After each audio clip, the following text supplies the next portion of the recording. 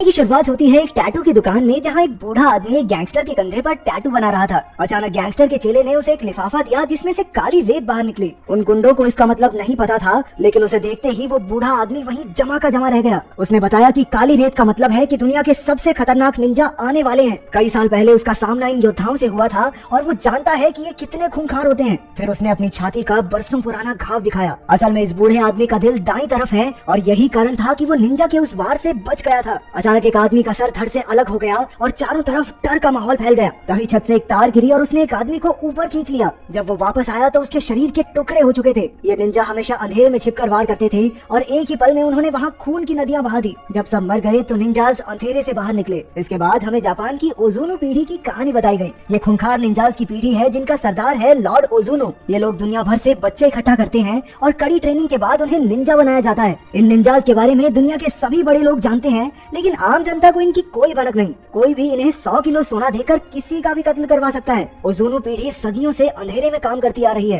बताया जाता है कि रशियन प्रेसिडेंट और जापान के प्रधानमंत्री की मौत के पीछे भी इनका ही हाथ था। एक दिन लॉर्ड ओजुनु राइजो नाम के एक बच्चे को वहाँ लाए। उसके माँ बाप ने उसे लावारिस छोड़ दिया था, इसलिए ओजुनु उसे अपने साथ ले आया। ओजुनु को मन ही मन में लगा कि ये बच्चा आगे चलकर इस पीढ़ी का सरदार बनेगा। इसी वजह से उसकी काफी सख्त ट्रेनिंग होने लगी। 10 साल की उम्र तक उसके शरीर पर कई घाव थे जो उसे गलतियों की सजा के तौर पर मिले थे। उनके मुताबिक एक निंजा को हमेशा छिपकर रहना चाहिए, इसलिए राइजो को लकड़ी की जमीन पर चलवाया जाता और अगर हल्की सी आवाज भी हुई तो ओजुनु उसके पैर पर जोर से वार करता। रात को वो दर्द की वजह से सो तक नहीं पाया, लेकिन तभी किरिको नाम की एक लड़की ने आकर उसके घाव पर मरहम लगाई। वो भी उसकी तरह निंजा ट्रेनिंग ले रही थी। वहाँ सबको सिखाया जाता था कि किसी भी तरह के इमोशंस को अपने अंदर से निकाल कर फेंक दो, लेकिन किरिको सबसे अलग थी। उसे लोगों को मारना बिल्कुल गलत लगता था। जैसे जैसे वक्त बीतता गया राइजो और किरिको बड़े होते गए, लेकिन दोनों में कोई खास बातचीत नहीं हुई। वो दोनों सिर्फ दूर से ही एक दूसरे को देखते थे। राइजो अब ओजुनु पीढ़ी का सबसे काबिल निंजा बन गया था, लेकिन अपने सीनियर ताकेशी का सामना करते हुए वो हार गया क्योंकि ताकेशी ने धोखे से वार किया था। उसे बचाने की जगह ओजुनु ने राइजो को ही कमजोर कहकर बेइज्जत कर दिया। उसने राइजो के पेट में अपनी उंगलियों से जोरदार वार किया और वो बेचारा दर्द से कराहने लगा। अगली सुबह ओजुनु ने देखा कि राइजो फिर से ट्रेनिंग के लिए तैयार था। उसकी लगन देखकर ओजुनु काफी खुश हुआ। जल्द ही राइजो ने अपने सारे विरोधियों को आंख बंद करके भी हरा दिया, लेकिन किरिको को वहाँ की मारा मारी अब भी पसंद नहीं थी।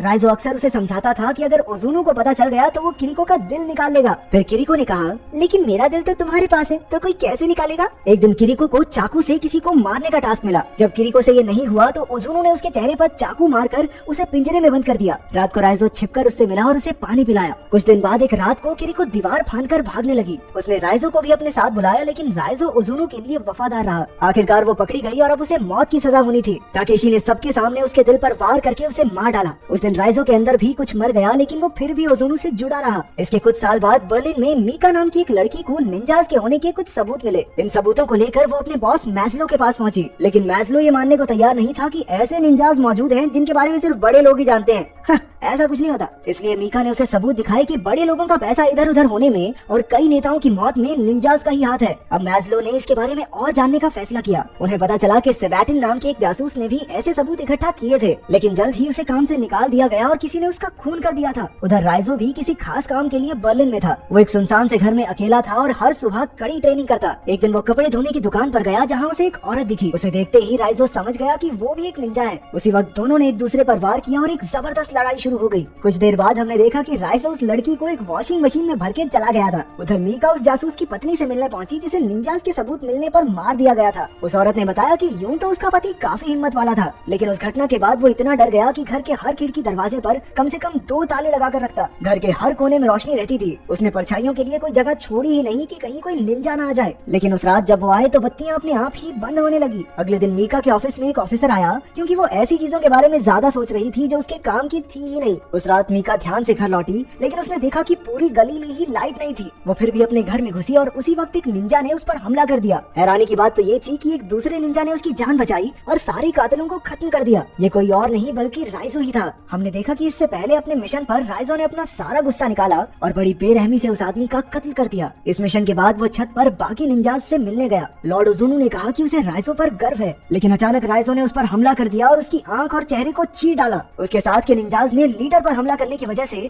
उसे काफी जख्मी करके छत से नीचे फेंक दिया। खुशकिस्मती से राइजो पानी में गिरकर बच निकला। उस दिन के बाद राइजो ने निंजास के खिलाफ काम करना शुरू कर दिया और उनके हर मिशन को चौपट किया। उसने मीका की जान भी इसीलिए बचाई थी। इसके बाद दोनों एक होटल में पहुंचे और अपने कपड़े बदले, क्योंकि निंजा खास सूंघने की शक्ति से इंसानों तक पहुंच जाते हैं। फिर मीका ने मैज़लो को बताया कि वो तो राइजो के साथ है, लेकिन मैज़लो को तो राइजो को पकड़ने के ऑर्डर्स मिले थे। वो जानता था कि राइजो उनका दुश्मन नहीं है, लेकिन उसे ऑर्डर तो मानने ही होंगे। इसलिए जब मैज़लो मीका और राइजो से मिलने गया तो पुलिस ने उसे बंदी बना लिया। फिर उसे एक सुनसान जेल में कैद करके जंजीरों से बांध दिया गया। जब मीका को पता चला कि इसमें मैज़लो भी मिला हुआ है तो वो उससे बात करने गई, लेकिन मैज़लो उसे रिहा करने के लिए हरगिज राजी नहीं हुआ, क्योंकि राइजो जेल में ही निंजाज से सुरक्षित रह सकता है। रात को मीका राइजो को पानी पिलाने गई, लेकिन फिर राइजो कहने लगा कि निंजाज किसी भी वक्त यहाँ आ जाएंगे। मीका ने मैज़लो को भी सावधान करने की कोशिश की, लेकिन अब बहुत देर हो चुकी थी। अचानक लाइट्स चली गई और निंजाज अंधेरे से बाहर निकले। उन खतरनाक योद्धाओं के सामने जाबाज सैनिकों की फौज और उनके हथियार भी कम पड़ गए। तभी मीका ने राइजो की जंजीरें खोलकर उसे रिहा कर दिया। फिर उसने निंजाज का मुकाबला करते हुए मीका को भाग जाने को कहा। हालांकि राइजो ओज़ोनो पीढ़ी का सबसे बेहतरीन निंजा था, लेकिन इतने सारे निंजाज को एक साथ संभालना उस पर भी भारी पड़ रहा था। अंत में राइजो और ताकेशी लड़ते हुए सड़क पर पहुंच गए। ताकेशी अपनी तलवार से राइजो का काम तमाम करने ही वाला था कि मीका ने पीछे से अपनी गाड़ी से उसे टक्कर मार दी। फिर वो राइजो को होटल में ले आई। हालांकि राइजो काफी जख्मी था, लेकिन वो डॉक्टर के पास जाने को राजी नहीं हुआ। मीका कमरे में बेहोश पड़े राइजो के पास बैठ गई। मीका ने अपनी जान बचाने के लिए राइजो का शुक्रिया अदा किया। फिर उसने एक ट्रैकिंग डिवाइस निकाला जिससे मैज़लो को उसकी लोकेशन का पता चल जाए, लेकिन पुलिस के आने से पहले ही निंजाज आ गए और राइजो को उठाकर ले गए। जब पुलिस पहुंची तो वहाँ सिर्फ मीका थी। उसने बताया कि 10 मिनट पहले ही वो लोग राइजो को वहाँ से ले गए। उधर राइजो को लॉर्ड ओज़ोनो के सामने पेश किया गया। उसने राइजो को माफी मांगने का आखिरी मौका दिया, लेकिन राइजो ने कहा, मैं झुकेगा नहीं साला।